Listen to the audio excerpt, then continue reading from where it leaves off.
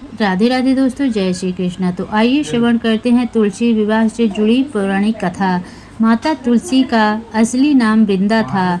उनका जन्म राक्षस कुल में हुआ था, लेकिन वह श्री हरि विष्णु की परम भक्त थी। वृंदा जब बड़ी हुई तो उनका विवाह जलंधर नामक असुर से करा दिया गया।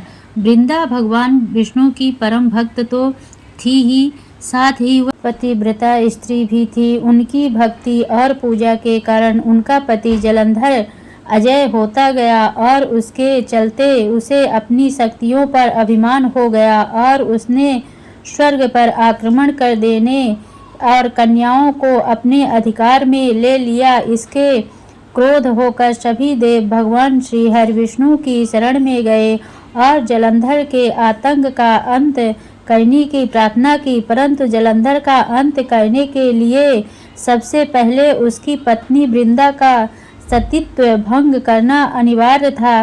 भगवान विष्णु ने अपनी माया से जलंधर का रूप धारण कर वृंदा के पवित्र धर्म को नष्ट कर दिया और उसके परिणाम स्वरूप जलंधर की भक्ति क्षीण हो गई और वह युद्ध में मारा गया। लेकिन जब वृंदा को श्रीहरि के छल का पता चला तो उन्होंने भगवान विष्णु से कहा, हे नाथ, मैंने आजीवन आपकी आराधना की, आपने मेरे साथ ऐसा कृत्य कैसे किया? इस प्रश्न का कोई उत्तर श्रीहरि नहीं दे पाए और तब वृंदा ने भगवान विष्णु से कहा कि आपने मेरे साथ एक पाषाण की तरह व्यवहार किया। मैं आपको श्राप देती हूँ कि आप पाषाण बन जाएं। यह कहते ही भगवान श्रीहरि पत्थर समान हो गए और सृष्टि का संतुलन बिगड़ने लगा। तब देवताओं ने वृंदा से याचना की कि वे अपना श्राप वापस ले ले।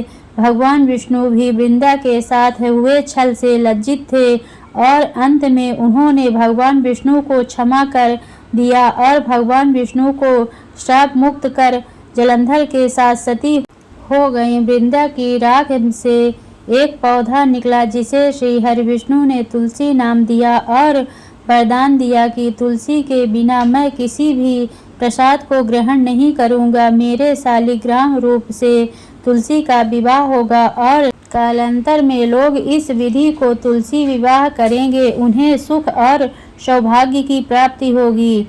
तुलसी विवाह पूजा विधि। तुलसी विवाह के दिन सूर्योदय से पूर्व ही उठकर नित्य क्रियाओं से निवृत्त होकर स्नान करें और साफ सुथरे कपड़े वस्त्र धारण करें। इसके बाद तुलसी जी को लाल रंग की चुनरी चढ़ाएं और उन्हें श्रृंगार की सभी वस्तुएं अर्पित करें। यह सब करने के बाद शालिग्राम को तुलसी के पौधों में स्थापित करें। उसके बाद पंडित जी के द्वारा तुलसी और शालिग्राम का पूरे रीति रिवाज से विवाह कराया जाता है। विवाह के समय पुरुष को शालिग्राम और स्त्री को तुलसी जी को हाथ में लेकर 7 फेरे कराए चाहिए और विवाह संपन्न होने के बाद तुलसी जी की आरती भी करनी चाहिए। तो बोलिए तुलसी माता की जय।